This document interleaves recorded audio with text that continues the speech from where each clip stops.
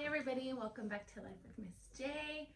I have a special guest today, my one and only friend, coworker, Manny. Hi Manny. Hi. How are you? Good. How are you? I'm good, thank you. So, we've been talking about this for a long time. Been bugging him to do this with me. And today we're going to talk about your addiction. Okay. So, I don't know if it's a rough topic for you to talk about. I don't think so. I think you should Not be okay. anymore. I should be okay. Okay, he'll be okay. So, Manny has a background of, he came from a background of drugs and, going through the system and getting out of the system and changing his life completely around. So, with that being said, let's get started to not make this too long. So, Manny, what started your drug addiction? Um, I think drug addiction starts before the actual addiction. Um, I think that I feel now that it has to do with generation to generation, um, your culture. Um, my father struggled with alcoholism. Of course, my mother has never drank a beer in her life, and I just had that disease. I feel like passed down from my father's side of the family. Um, so when I was 17, that's when I first got introduced to my drug of choice, which was meth. Other drugs I experienced, but nothing ever affected me the way that drug did. Nothing ever took over my life the way that drug did. So pretty much, as my dad would say it, I became a slave to that substance, and um, with that came um, a lot of trauma and not for me, well for me, but more for the people who love me and that were around me. So, I've never tried meth, and I think maybe a lot of people that are watching this haven't tried it. So, I guess my question is, what did it feel like to be high on meth? Um, well, at first you just feel like, so for me growing up, I was a really shy kid. Um, a lot of my people who grew up with me or classmates would probably agree with this. I was really quiet, really shy. Um, so for me, that transformed me into someone who didn't care, someone who's outspoken, someone who would do like whatever, and you would feel like this Superman feeling like you're just taking over the world, and that's it. That's at the beginning. Um, Later on, when you realize like you're losing everything, obviously you start depression kicks in, and then you're not doing it for that feeling anymore because you're never gonna feel that anymore. You're just gonna try to survive and try to feed your brain and your body what it's asking for. So, does it, because I've heard people say it makes them feel like they're on top of the world and numbs the pain. They just don't Yeah. have time to think of anything that was hurting them. What do you say that's pretty accurate for That's you? completely accurate. So when you're on, I don't think it's not necessarily meth. I think that once you understand what addiction is, um, shopping can give people that feeling. Heroin, pills, anything can give you that feeling where you don't, well, not give you that feeling, but actually take your feelings away, where you don't care about your mom, you don't care about your dad. I mean, you can have your mom crying, begging you to stop using drugs, and you'll see it and you'll kind of feel bad for it, Mm-hmm. her, but then you're like, it's my life, I don't care. Why should you worry about it? So your kids, I mean, there's people my age whose parents are still using, and Yeah. the parents, they won't care because, but as soon as you get clean, excuse me, then all that comes out. and then you have feelings, and then you have to deal with the garbage that you made your life out of. So, what would you say? And I know every day for you is different, but what would you say when you were on meth? A typical day for you would look like? Would you still work? Would you still, go out and live a life like you're living right now? Or how is it different, feeling like you're on top of the world, but knowing you were on a drug? For me, so there's different types of addicts now that I've been clean and understand addiction more. There's functioning addicts, the ones that go to work, are able to maintain a somewhat stable life, and there's non-functioning. I fall under the non-functioning. So if I was to use today, tomorrow you wouldn't see me. I'd just completely disappear. Hmm. I'd be gone, and back at the dope house, back at the same friends, same life, same places. Um, that's me. I Yeah. have met people who are users for 10 years and they still have the same job and they still have their family, and eventually it's going to affect them, but I think it's more, I don't know, I think that's worse than a non-functioning, because i got I get in trouble and then I get to get clean. So Yeah. So where was like your mom, your parents, your sister, your family, friends that knew you were an addict and were trying to help you? What was it living, addicted to meth, but still trying to communicate with your parents, your sister, your friends, family members? What was that like? Would people like not want to talk to you? Would people kind of stay away? Were they trying to help you but you didn't really care? I think people, I think you hit it right on the button. People did always try to talk to me, did always reach out, um, and I'm grateful for those people. Because it takes that one time that one person reaches out to you and Mm-hmm. you're ready for it. And once that happens and they're there, then you can get the help that you need.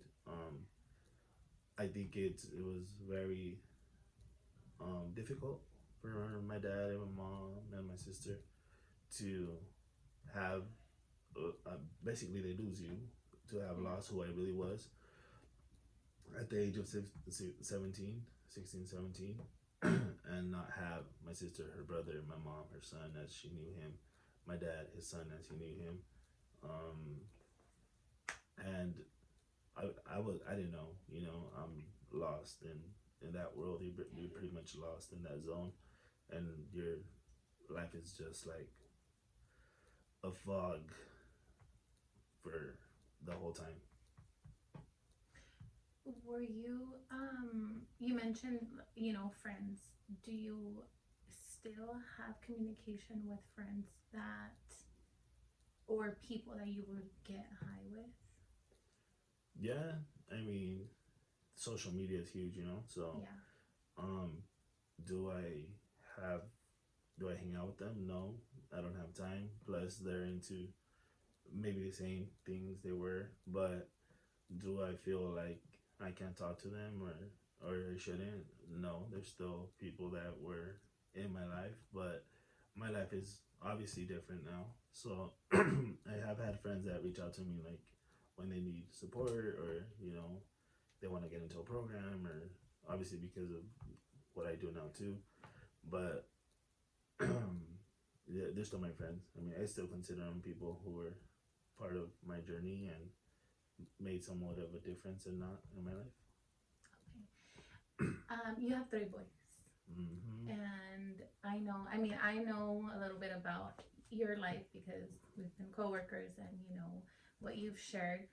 But you always talk about, and you showed us the business card of the social worker, the one that she left on your door the Mm. day your children got removed. Yeah.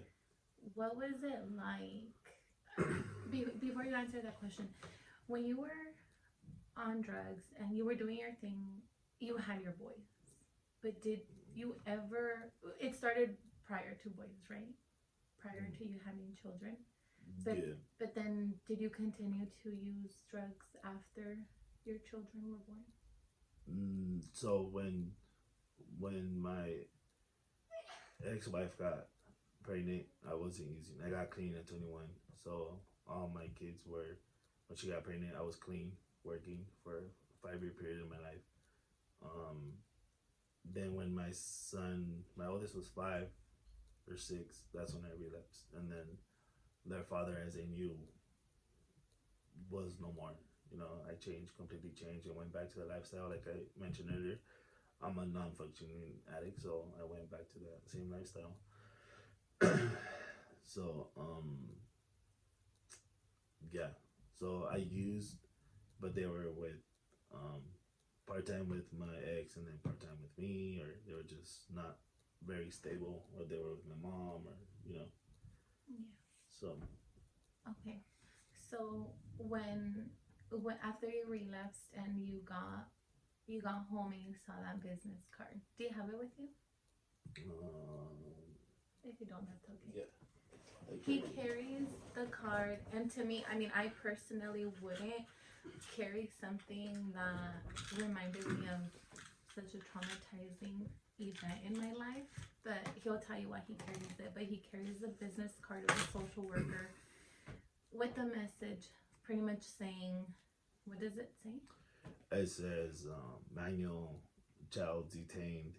You have court tomorrow, Wednesday, 10:31, 10:30, 2013, in Juvenile Detention Center, and then it has the social worker's name and number. So that was 6 years ago. Yeah. So why do I wouldn't carry that because to me that's such an event that would a life changing event. Yeah. But you carry it for a reason, and that reason, can you tell them why you carry that with you? It's just a constant reminder of of where I was,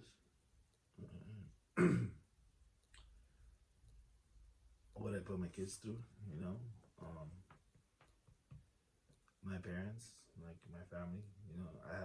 I'm fortunate enough to have a lot of people who always loved me and never gave up.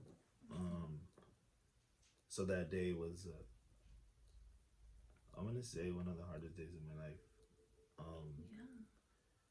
To realize that, I mean, my kids, you know how much I love my kids, Right, of course. and I've always loved my kids the same ever since they were babies. So for me, it's that card.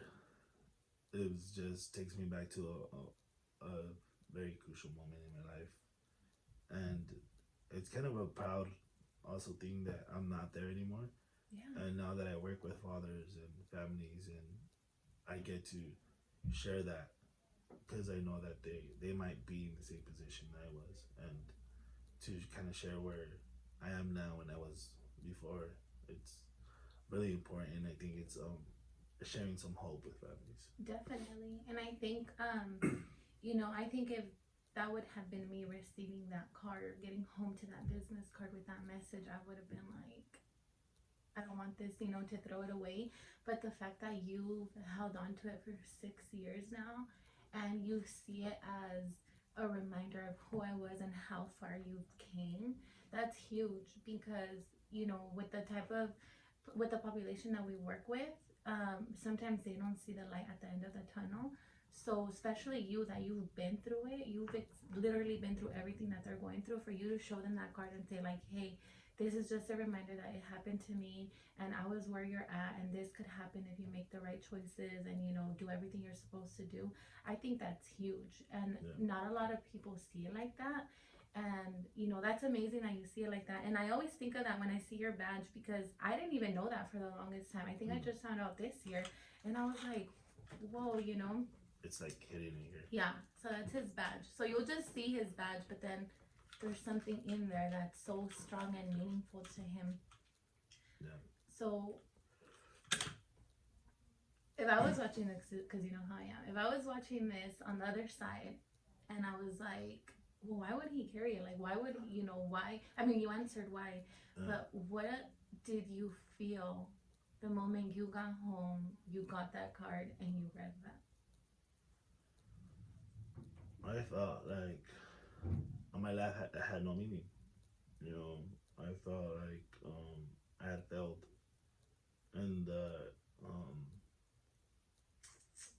I mean, how else can you feel when you lose your kids? You know, Yeah. it was something that I couldn't believe that my addiction and my actions had got me that far. Um, it's undescribable, you know. It's not something that I would. I mean, I don't have enemies, but if I Right. had enemies, it's not something I would wish on anyone. You know, it's Yeah. I. I don't know how it feels to lose a kid, but I can almost compare it to that because that's how you feel. Like your kids are gone; they're not yours anymore. You know, Yeah. although they haven't, you know, they didn't pass away, but Right. they're still not your kids. They belong to the state. You Yeah. know, and at that moment, your decisions don't count anymore. And that's and not knowing, not having the experience, not having someone who had been there, like what I do now, was I wish I had someone that To would guide you. that would tell me like, Yeah. hey, you know, check it out.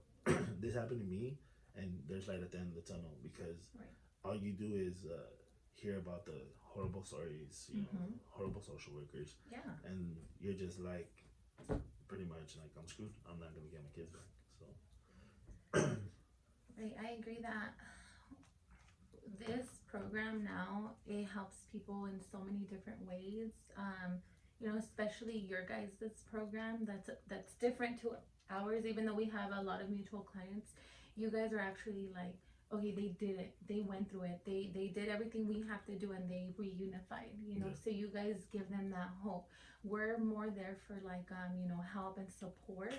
no, But once we talk, because a lot of my clients that they don't meet with you guys, I talk to them about you guys, and I tell them like, hey, you know, my workers this and that, and they kind of say like, what, you know, because of course people always tell me, but you don't understand what it feels like to lose a kid or to be in the system or this and that, and I tell them you're right, I don't because I've never been through it, I've never had my kids removed, but I understand, no, and I just think, you know, it's such an amazing program because I'm sure if, like you said, if you had it when you were going through it, it would have made things not that it would be easy, but it would have gave you a little bit more hope because no, I'm sure there was times that you were just like, you know, that's it, it's an end.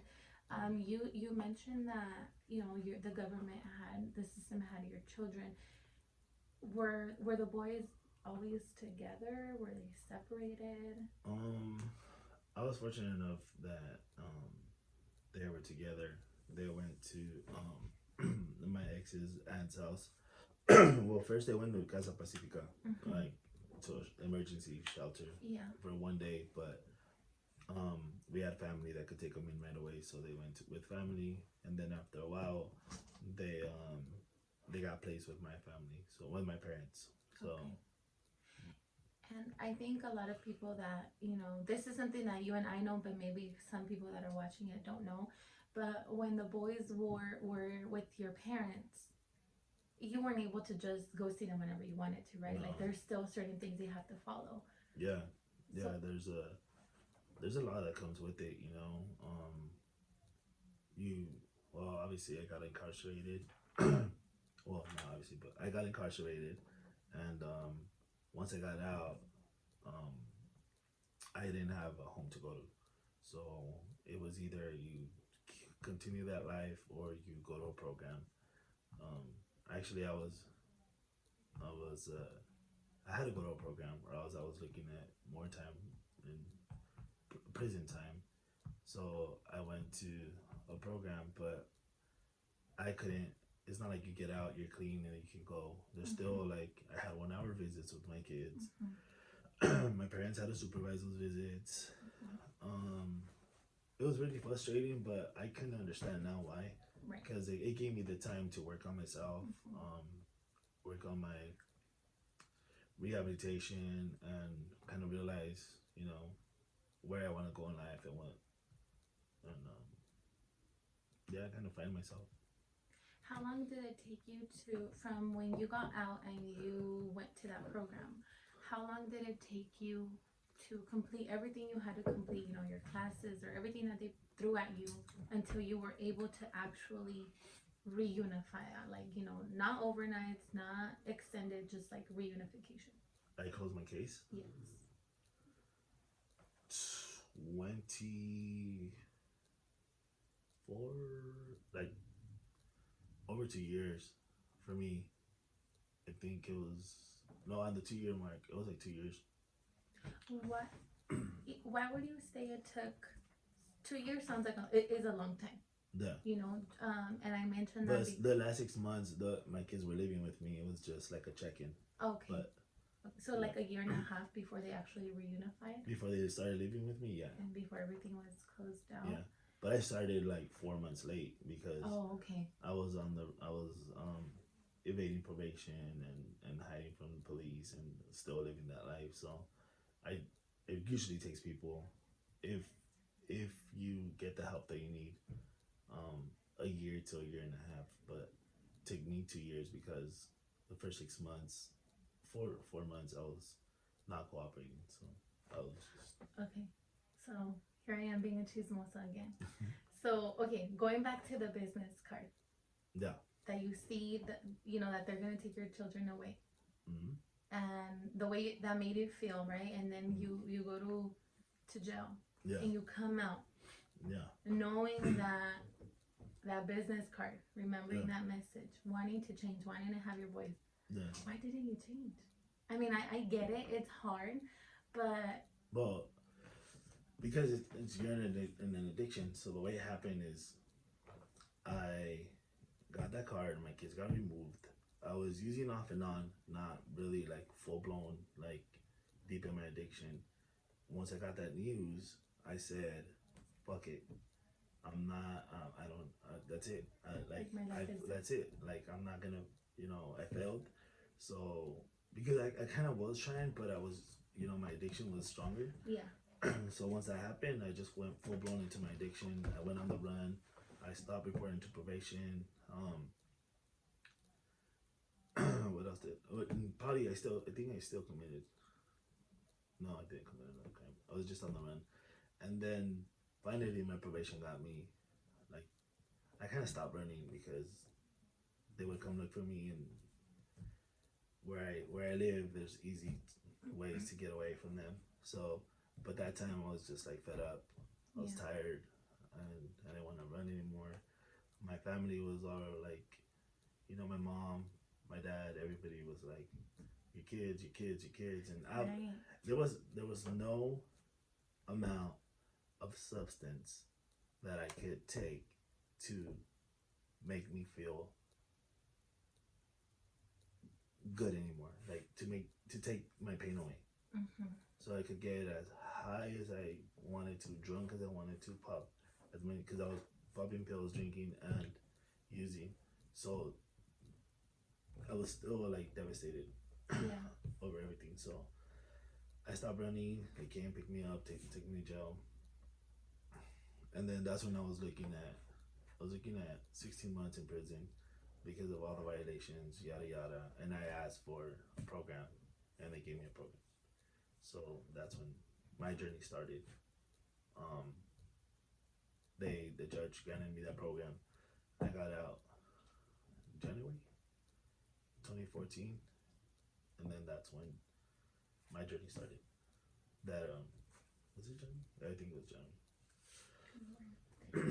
When you mentioned there were no amounts of drugs that could numb the pain, that could make you feel better. Did you ever think about, what if I overdose? What if something happens to me? What if I die using drugs? What if I get killed because I'm doing things I'm not supposed to do. Well, I almost did. You did. Oh, when I got shot in 2012. Um, living that life, still didn't stop me. Um, no, I don't think any addict does. So it's true that all the help could be put right in front of your face. Everything, all the support system, the help, the programs, the services, everything. But if somebody's not ready, they won't change, right? No, you can't force someone to change their life, unfortunately, and it's not easy. So it's living clean is not easy after you've been an addict, because the way I think is it's an easy way out. Life is not easy, obviously. Right. Especially like so expensive here. You're a felon, you can't find a job. Probation taking you 5 6 years to get off probation.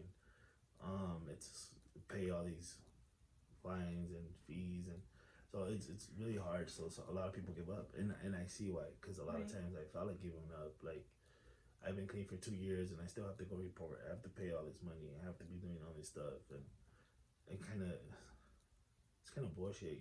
But I mean, that's the way the system is set. I think it's just built for us to fail, but I agree. it's once you overcome it, you still, it's hard. Like, how is a felon gonna find a job? Right. And it's so expensive here, so a lot of Yeah. people just go back to that life, Yeah. Not worry about anything, right? and not care. So, you've been clean for 2 years. 2 years? 5? You said 2. No, Oh, you were talking about something else. I've been working here for. I know, that's why I was 4 like 2 years. years. Oh my god, yeah, I was getting high here at the job. No, it's because you said 2 years, but you were talking about yeah. Okay, so he's been clean for 5 years. What does it feel like now that you're clean?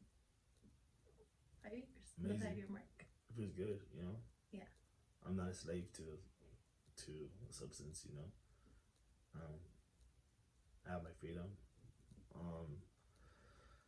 I don't have to worry about waking up and going to find like my first high, or I get to worry about waking up and taking my kids to school on time now. So that's what I worry about today. Do I got it? No. That's something that I always have in the back of my head. It feels good, and one little slip could take me back to where I was 6 7 years ago. So I don't think I'm ever gonna feel confident enough that I got this. Like, I can never say I'm never gonna use again. I just take it one day at a time, 1 week at a time. Sometimes an hour at a time. Sometimes get frustrating. And you're just like, but you have to learn to live life on life's terms. Life happens. And you gotta just stop being crybabies about it and live it. But when you're an addict, fucking, you can use any excuse to go use, because it's so much easier to. You're so used to that life that you're just like, fuck it. My coffee spilled, so I'm gonna go use now. Yeah. That's how it sounds to me, because I've gone through a divorce. I've gone through my father's death, and I didn't have to use over that. That's big. And yeah, and before, I'd go through a little breakup and I'd go get high. So I think it feels amazing. It feels good to wake up and not be hungover, or be able to sleep, Yeah. or not worry about, who's after me, or if I'm selling or I'm buying. It's just that lifestyle. Yeah. Even though your boys are small, they're still, they're a little bit bigger. But do they know anything? Oh yeah, I don't like my kids. The little one too. The little one doesn't remember much, Okay. He doesn't remember that, like. But when I'm having conversations with my kids, the little one's there. Obviously, he doesn't know what it's like for his dad to be under the influence. Mm-hmm. My oldest does, and my middle one do. More my oldest, you know. Yeah. And then when I go to meetings, or you know, I go to meetings where like they're speakers and they speak about their life or therapy, counseling, and all that stuff that help our family today. They listen to stories and they know how it is. But more than anything, they lived it. My oldest lived it. So Right. Do you think that has affected them? Like your oldest yeah, more? yeah, hell yeah, that affected them. You know, they got traumatized. Or the house not gonna get affected by a smoked out dad that's living with like a crazy life where irresponsibility. You come. They lived through me almost dying in the hospital on life support because I got shot, to the cops fucking banging on the door, invading my house and arresting me in front of them. So that's fucking traumatizing. I never Yeah. did that. My dad never, that shit never happened. I think my dad got a DUI once, and I'm Mm-hmm. putting my kids through that stuff. So obviously they'd freak out. But thank God now they went to therapy, and I went to therapy, and I know how to deal with their feelings and emotions. Is it gonna affect them in the future? I'm doing my best today, so it doesn't Yeah. affect them tomorrow. But I Yeah. don't know. Right. So, because this video has been going on for almost 32 minutes and we said 10, um, what would you tell somebody who is an addict, or somebody, somebody young Get your that shit together. No, just pretty much, kidding. right? Somebody that's an addict, somebody that's young and they want to start experimenting with these drugs, or not even Fuck. drugs, like, all these get, let's do this, or what would you tell them? You that you lived it, you suffered through it, you went through hell and back, and now you completely changed your life around. What's something you would, advise to them? You can see that one coming, Shit. huh? I don't really think. I mean, because I put myself when I was 15, 16, and I think, like, look at the examples around you. Who do you want to be? Mhm. I think that you are who you hang out with. Saying is huge. Um, you hang out with soccer players, and you're a soccer player. You hang out with people who are gang members. Then eventually you're gonna be a gang member. So, um, look at. I think it's hard because when you're 15, 16, 17, 14, those the teen years are really, you're identifying yourself, and finding yourself. So you can't really tell a 14-year-old, like, look at your history, your family. Yeah. Um, you could be there could be someone who is very likely to be an addict. My kids, I tell them all the time, you guys have to be careful because your dad's an addict and so is your mom. Um, there's there's a high chance that if they touch a certain drug, doesn't doesn't have to be the one that I used, but Mhm. it could be any. They might instantly get hooked. Um, I don't know if they want to experience. Just be careful. There's so much new shit out there too Right. that can take your life away in one try. You know, and that doesn't mean death. That could Yeah. mean you'll be instantly hooked and done forever. I used to hear that all the time when I was little, and I'd be like, "That's That can bullshit. happen. That's not gonna happen to me." And it did. And um, and if you're struggling, man, I'll pray for you because, like I said, that's not a game. I know a lot of people think they can use and live a normal life, but you're either affecting your body or affecting someone that loves you. So Right. all I can do is pray for them, and they can reach out. if they ever need to. Awesome. Well, thank you so much for sharing your life, your addiction. Um, I work with you for a couple of years now, so I've known about this, and you, from your story and everything you've shared with me, you've came so far, and I just want you to know that I'm very proud of you because you Thank you. completely changed your life, from being an addict and doing things the wrong things, to being a single dad of 3 boys. That's hard. I'm married and I have help and I have 2 little ones and I struggle, and you're a single dad of 3. You still come to work, you're trying to change people's life and get them through the right path, and that's big, Manny. That's huge. So I just want you to know I'm very proud of you. Keep up the good work. I know it gets hard. It gets hard on all of us.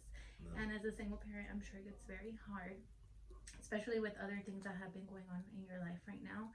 But just know that there are people out there who look up to you and see you as a role model and see you and say, like, he did it, I'm going to do it too. So always keep that in mind and just keep on moving on. Keep on going, of course. Well, guys, with that being said, thank you so much for watching. Don't forget to hit that like button and subscribe. Peace. Bye.